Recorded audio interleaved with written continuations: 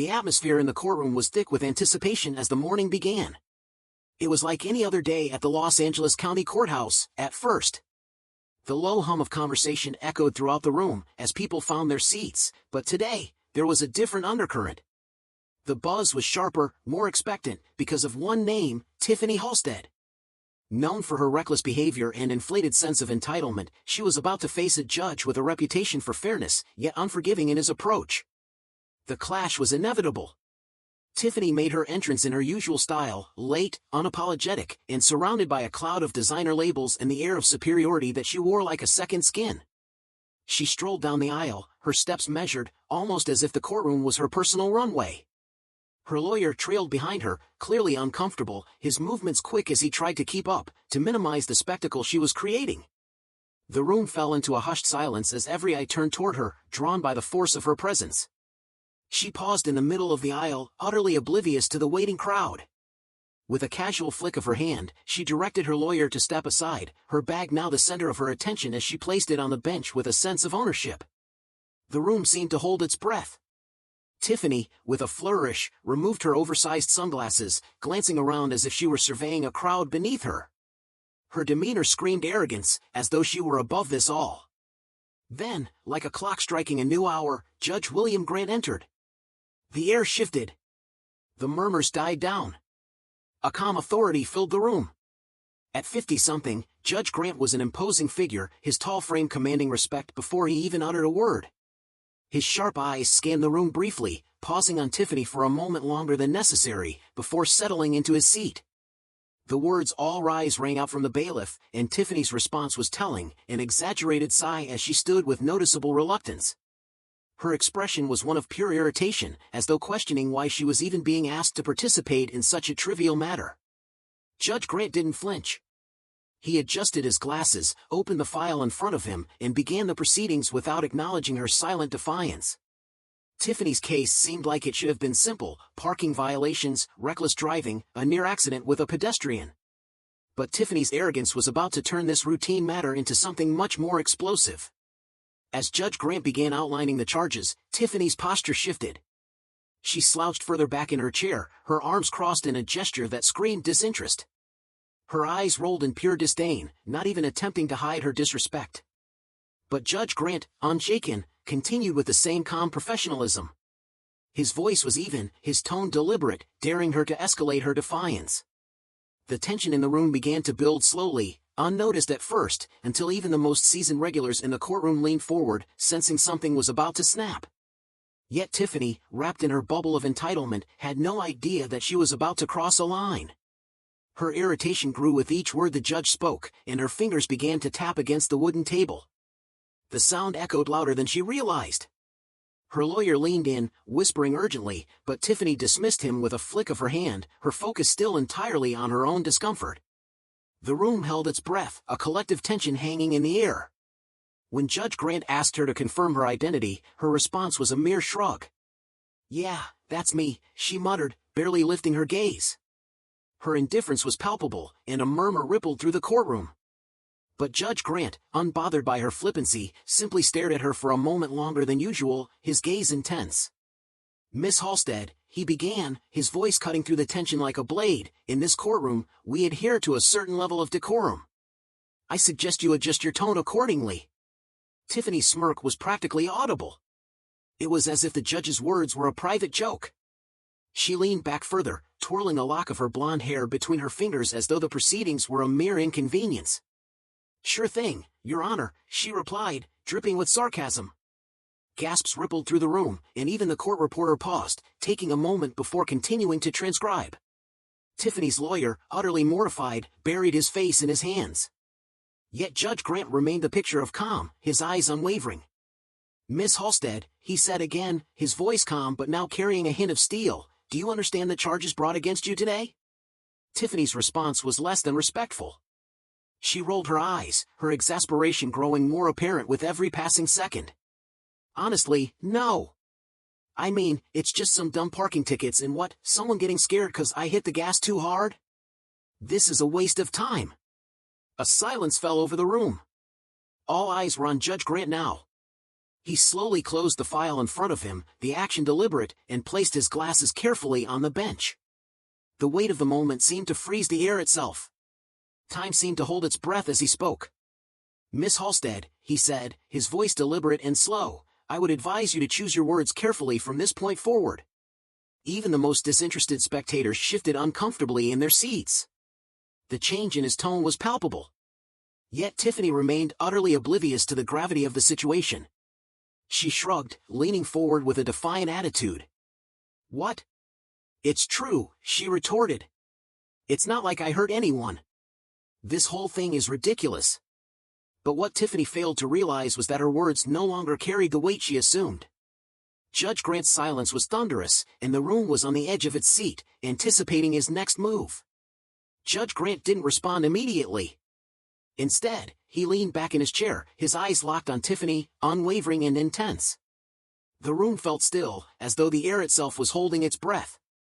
Even Tiffany's lawyer, who had been nervously shuffling papers, paused to look up, sensing the storm brewing. "You believe this is ridiculous, Miss Halstead?" Judge Grant's voice was steady, his tone conversational but carrying an unmistakable authority that left no room for debate. Tiffany scoffed, clearly growing more irritated. "Yeah, I do. I mean, come on.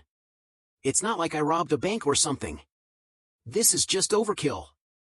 She waved her hand dismissively as though she were brushing away a pesky fly. Judge Grant's expression remained unchanged. His calm demeanor only seemed to heighten the tension in the room, drawing every eye to him. He nodded slowly, folding his hands in front of him. "I see," he said, his voice never rising, but the weight of his words settling over everyone. The spectators, once leaning back in their chairs, were now sitting at the edge of their seats, caught in the suspense of what would come next. "Let me clarify something for you, Miss Halstead," he continued, his tone unwavering, his gaze fixed on her with unyielding authority. "The charges against you include not only reckless driving but also endangering a pedestrian's life. The law does not measure accountability by the size of the crime, but by its impact. Do you understand that?" Tiffany's response came quickly, a roll of the eyes, a muttered complaint under her breath, but this time, it was different. Sure, whatever you say," Tiffany muttered, her voice soft, but it sliced through the heavy silence of the courtroom. It was a whisper that didn't just fade into the background, it reverberated. The judge's face remained calm, but something flickered beneath the surface. His eyes narrowed, just slightly, as if he'd sensed the shift. He didn't speak right away, but that pause was enough. Something was about to change. "Miss Halstead," Judge Grant's voice rang out, steady and authoritative. "Do you recall the incident from 2 weeks ago, the one that brought you here today?" Tiffany shrugged dismissively, as if the whole matter were beneath her. "Some guy stepped off the curb. I honked. He moved. End of story." Her voice was thick with boredom. Judge Grant's eyebrows rose, not in surprise, but in quiet disbelief. "End of story, you say?" "Yeah," she replied, crossing her arms in defiance. "No harm, no foul." But Judge Grant wasn't finished. With deliberate calm, he reached for a document on the bench, flipping through it with careful precision. When he spoke again, it was with a clarity that commanded every ear in the room. "Let the record show," he began, his voice ringing with authority, "that the pedestrian in question, Mr. Edward Lopez, is a 67-year-old retired teacher. He was crossing the street legally when Miss Halstead accelerated toward him, causing him to stumble and injure his wrist. He has since required medical attention and continues to experience pain." For the first time, Tiffany's confident smirk faltered. Her gaze flickered to her lawyer, who leaned in and whispered something to her, but she waved him off with a dismissive gesture. "I didn't hit him," she muttered, barely above a whisper. "He was fine." Judge Grant's gaze intensified, his focus now entirely on her. "Miss Halstead," he continued, his tone unwavering, "does this sound like no harm, no foul to you?" Before Tiffany could retort, the air shifted once again. Judge Grant's next words would make it clear that this wasn't just a simple misunderstanding, it was something far more serious, with consequences that Tiffany could no longer brush aside. His gaze never left Tiffany, and his voice remained composed, though the words themselves carried weight. "Miss Halstead, your perspective on this matter is troubling. Not because of the charges themselves, but because of your refusal to acknowledge the weight of your actions." Tiffany, unshaken, leaned back in her chair, the picture of feigned nonchalance.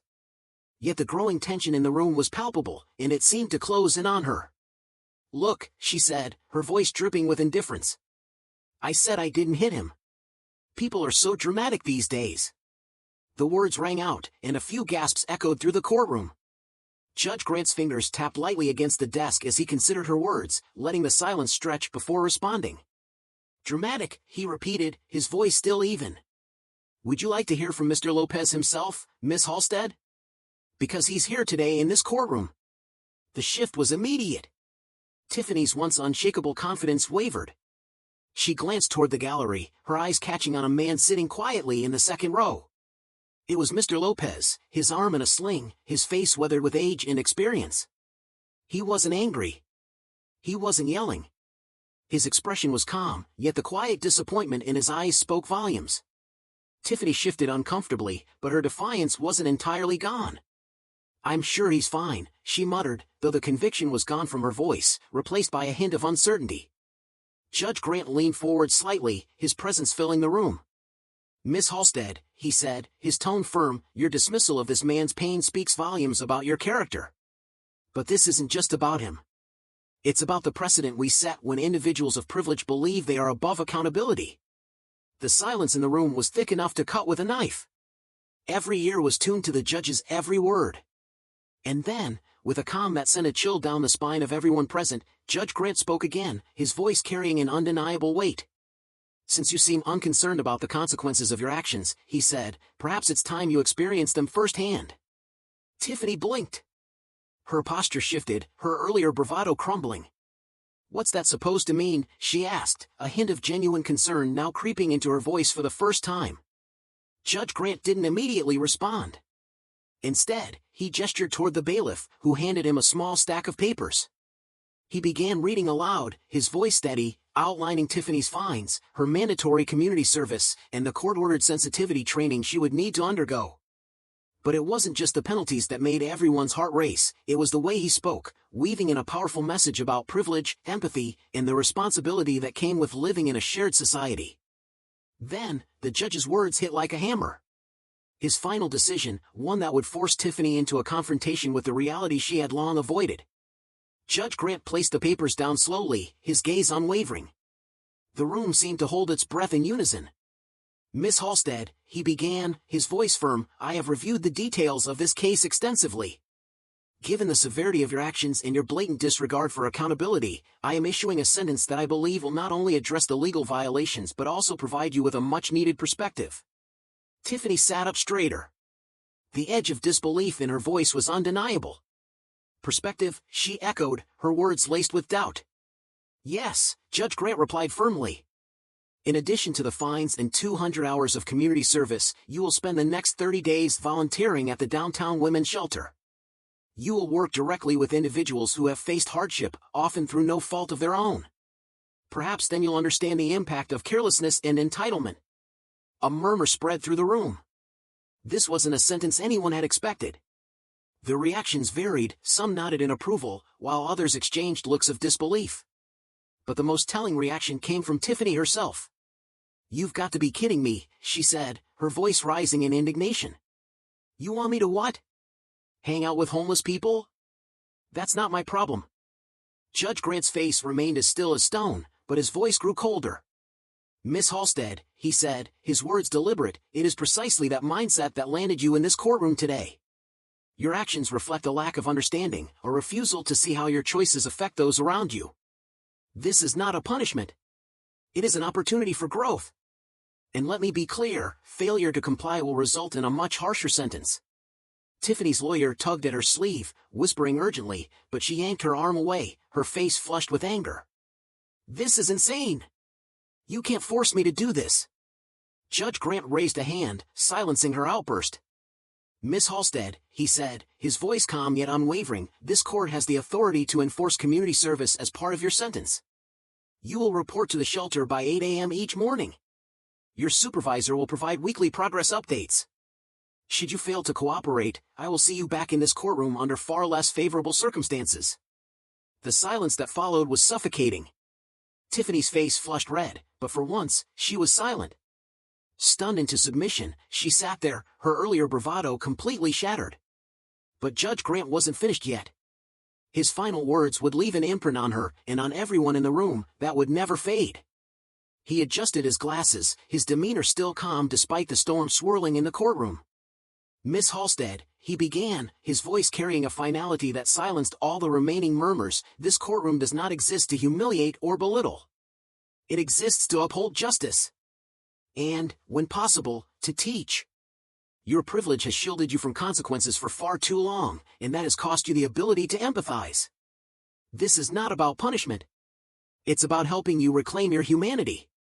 Tiffany, now visibly uncomfortable, glanced at the gallery. Her defiance had all but vanished. She opened her mouth, as if to argue, but seemed to think better of it. Judge Grant's voice softened, almost conversational.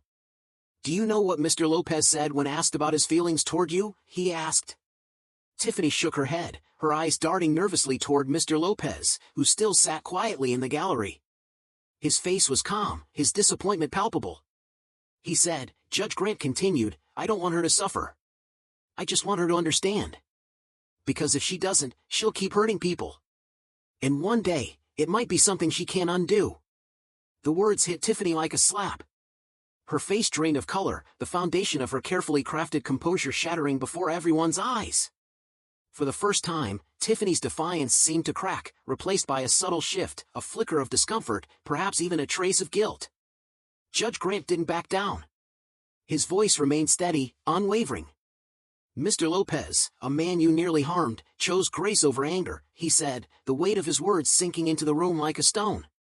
He could have sought harsher penalties, but instead, he requested something different. "An opportunity for you to learn." Tiffany shifted uneasily in her seat, her usual confidence beginning to fade. The courtroom was so still, it felt as if time itself was holding its breath. Even the slightest noise, the shuffle of papers, the creak of a bench, seemed amplified, each sound echoing like a warning. "You will report to the downtown women's shelter on Monday morning," Judge Grant continued, his voice still even. "There, you'll meet women who have faced challenges you cannot begin to imagine. Some have lost everything. Others are rebuilding from nothing." His words hung in the air, each sentence heavy with purpose. "You will listen to their stories. And in doing so, I hope you'll come to understand the value of humility and accountability." Tiffany opened her mouth as though to argue, but something held her back. The moment had a weight that seemed to press down on her, suffocating the defiance in her chest. Her lawyer, sensing her rising frustration, placed a calming hand on her arm.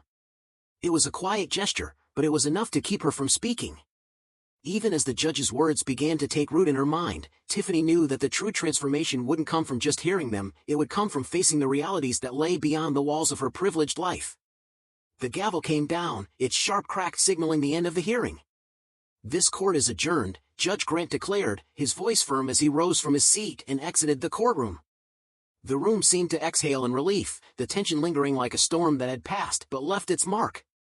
Tiffany remained seated, her face twisted in disbelief, a mixture of indignation and confusion etched across her features. Her lawyer leaned in to speak, but Tiffany barely acknowledged him. The gallery began to empty, the whispers of the onlookers rising as they discussed the dramatic turn of events. Mr. Lopez stood slowly, his arm still in a sling, a stark reminder of the incident that had led them all to this point. As he passed Tiffany, he glanced at her, not with anger, but with quiet, resolute kindness. Tiffany, unwilling to meet his gaze, stared down at the table in front of her.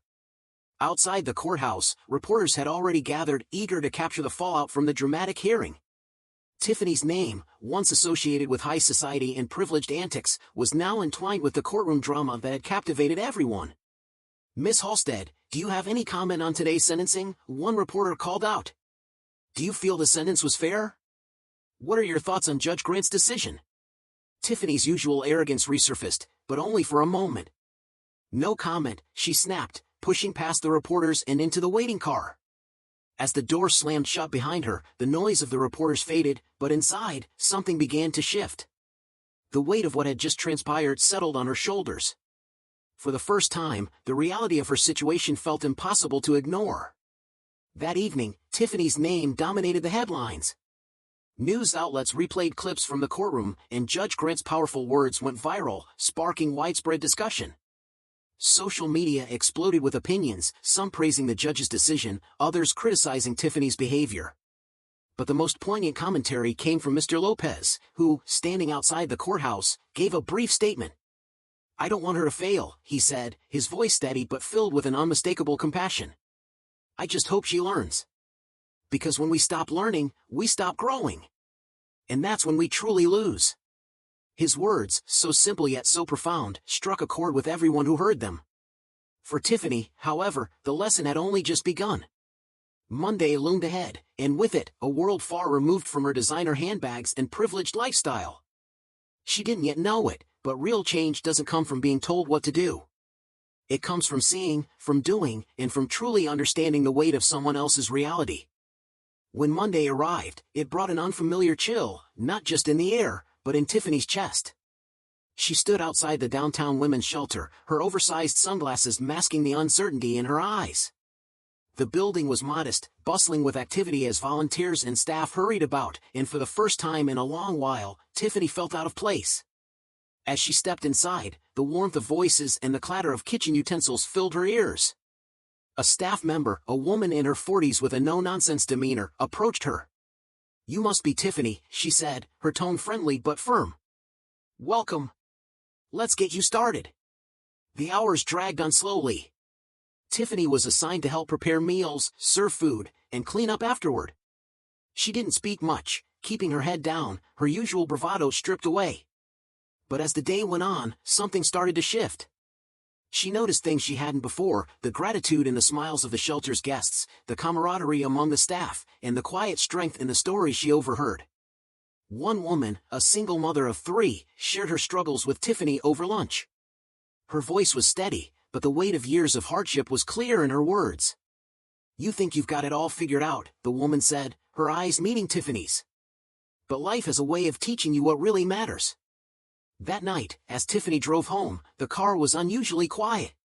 Her thoughts raced, but they were different now. The faces of the women she had met that day lingered in her mind, along with Judge Grant's words. For the first time, she found herself wondering if there was more to life than the world she had built for herself, a world of privilege, isolation, and superficiality. The weeks that followed passed in a blur. Tiffany's mandatory service continued, and with each passing day, the walls she had carefully constructed around herself began to crack. She listened more, spoke less, and slowly, almost imperceptibly, began to change. By the time her sentence was complete, Tiffany stood before Judge Grant once again. But this time, she was different, quieter, more introspective. "Thank you," she said, her voice steady but filled with genuine appreciation. "For not giving up on me." Judge Grant nodded, his face softening ever so slightly.